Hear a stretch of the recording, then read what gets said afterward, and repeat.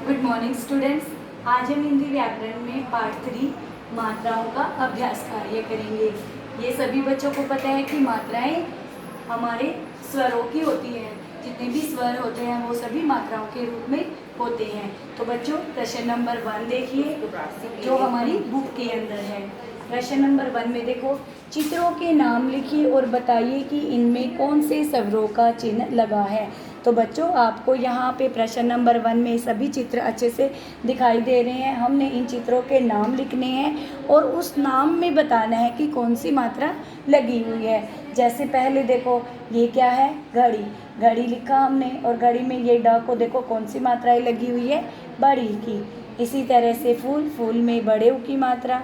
शेर, शेर में ए की मात्रा। राजा, राजा में आ की मात्रा। मोर, मोर में ओ की मात्रा। हिरन, हिरन में ई की मात्रा। धनुष, धनुष में ऊ की मात्रा। नाव, नाव में आ की मात्रा। प्रश्न नंबर 2, सही स्थान पर सही मात्रा लगाकर शब्द बनाइए। पहले हम हेडिंग को अच्छे से समझेंगे। देखो आपको यहाँ पे गलत शब्द दे रखे हैं। हमने इन शब्दों को मात्राएं लगाकर सही शब्द बनाना है। और सही शब्द कैसे बनाएंगे, देखो यहाँ क्या लिखा हुआ है, ग ज र। लेकिन अगर इसके ऊपर आपकी बुक में इसकी चित्र भी बनाई हुई है तो हमें वहाँ से देख के पता चल रहा है कि ये गाजर है, लेकिन लिखा क्या हुआ है, ग ज र। गजर तो कोई भी शब्द नहीं होता। हमने इस शब्द को मात्रा लगाकर सही शब्द लगाना है। तो मात्रा इसको लगेगी, गाजर में ग को आ की मात्रा, ज र, तो ये बन जाएगा गाजर। इसी तरह से किताब का बन जाएगा कि गणेश, गणेश भी कुछ नहीं होता और चित्र से हमें पता चल रहा है कि ये गणेश भगवान के चित्र है, तो इसलिए हम यहाँ पे ग को अण को अ की मात्रा लगा देंगे तो ये बन जाएगा गणेश। पासा, पसा भी कुछ नहीं होता तो ये हो जाएगा अ की मात्रा, पैसा। सही भी कुछ नहीं होती, स को अगर हम बड़े की मात्रा लगाएंगे तो ये सु बन जाएगा और ई, तो ये पूरा हो जाएगा आपका सुई। इसी तरह से चह का बन जाएगा चूहा। कयल का बन जाएगा कोयल और चता का बन जाएगा चीता। प्रश्न नंबर 3, शब्दों में प्रयुक्त मात्राओं को स्वर के साथ लिखिए। तो बच्चों हमने इस प्रश्न में यहाँ पे देखो कुछ शब्द दे रखे हैं। हमने इन शब्दों को यहाँ पे बताना है कि इन शब्दों में कौन सी मात्राएं लगी हुई है और किस स्वर की मात्रा लगी है। मैंने अभी आपको बताया कि जितने भी स्वर होते हैं अ से लेके आ तक सभी हमारे मात्राओं के रूप में होते हैं। तो अब पहला शब्द है बेसन। बेसन में देखो ब को किसकी मात्रा लगी, ए की, तो हम यहाँ लिखेंगे कौन सी मात्रा थी, ए की। ए की मात्रा इस तरह से लगाते हैं और यहाँ हम लिख देंगे ए। उसी तरह से दूध, दूध में बड़े की मात्रा और यहाँ हम बना देंगे बड़ा। कोट में ओ की मात्रा और यहाँ लिख देंगे ओ। नृत्य में री की मात्रा, री की मात्रा इस तरह से लगाई जाती है और यहाँ लिख देंगे हम री।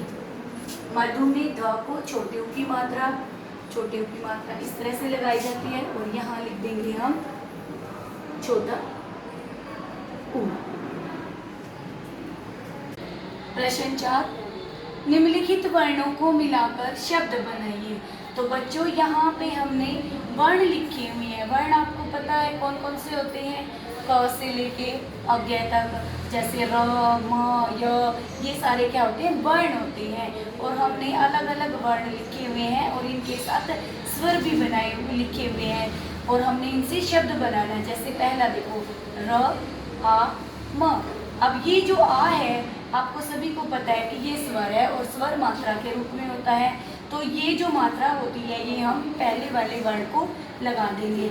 जैसे र को आ की मात्रा लगाएंगे तो ये बन गया रा और पीछे व्यंजन लिखा हुआ है म, तो ये बन जाएगा राम। उसके बाद च, म, ए, ल, ई। अब देखो पहले लिखेंगे व्यंजन च, उसके बाद म, म को ये देखो स्वर आ गया, स्वर ए है तो ए की मात्रा हम म को लगा देंगे। उसके बाद है व्यंजन ल और ल को देखो बड़ी की ल के बाद बड़ी दिखाई दे रही है, तो यानी कि बड़ी की मात्रा हमने इस पहले वाले वर्ण को लगानी है। तो ये मात्रा हम ला को लगा देंगे तो ये बन जाएगा चमेली। फिर लिखेंगे क, को की मात्रा क को लगा देंगे को, म और उसके बाद ल, तो ये बन गया कोमल। उसके बाद है नंबर 4 पे देखो म, फिर हमारा स्वर आ जाता है। स्वर देखो आ है तो हम म को आ की मात्रा लगा देंगे, फिर ता लिखेंगे और ता को फिर आ की मात्रा लगा देंगे, तो ये बन जाएगा माता। नेक्स्ट 5 पे देखो न, मात्रा किस चीज़ की है? री की। तो री की मात्रा हम वर्ण के नीचे लगाते हैं और उसके बाद अब प, तो ये बन गया नृप। नेक्स्ट 6 नंबर पे देखो द, फिर बड़ा उ दे रखा है तो बड़े की मात्रा हम द को लगा देंगे, तो ये बन जाएगा दू और उसके बाद ध, दूध। नेक्स्ट 7 नंबर पे ख, फिर उसके बाद छोटी ई दिखाई दे रही है तो ये मात्रा हमारी आगे लग जाएगी, क्योंकि छोटी की मात्रा वर्ण को आगे लगाई जाती है। उसके बाद आएगा ल, ल के बाद आओ, तो आओ की हम यहाँ पे मात्रा लगा देंगे न, न के बाद फिर है आ, तो न को आ की मात्रा लगा देंगे, तो ये बन जाएगा खिलौना। तो बच्चों देखो, अब आप सभी को जब अच्छे से मात्राएं आ जाएगी तो ये सारी चीज़ें भी आपको अच्छे से बनानी आ जाएंगी और सभी बच्चों को ये पता भी चल जाएगा अच्छे से कि कौन सी मात्रा वर्ण को कहाँ लगती है। ये मैंने पहले भी आपको अच्छे से लेसन पढ़ाया हुआ है।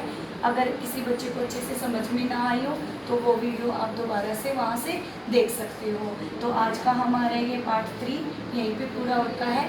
आप सभी बच्चों ने इन सभी अभ्यास कार्य को सारा अच्छे से याद करके अपनी कॉपी में लिख के देखना है। धन्यवाद।